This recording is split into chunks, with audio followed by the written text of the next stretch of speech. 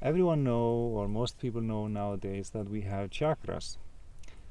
Now the chakras, they are connected through the nadis, and so the kundalini resides at the bottom, and the kundalini has to pass through the chakras, but obviously the kundalini has to pass through something, and so the kundalini passed through the central nadi, or the central energy channel, which goes from the base of the spine all the way up to here. Ganga is a river in India, but in this context, there's three main rivers in India: Ganga, Jamuna, and Saraswati. And so Ida, Pingala, and Susumna have been given the names also Ganga, Yamuna, and Saraswati. And so Ganga being the Ida Nadi.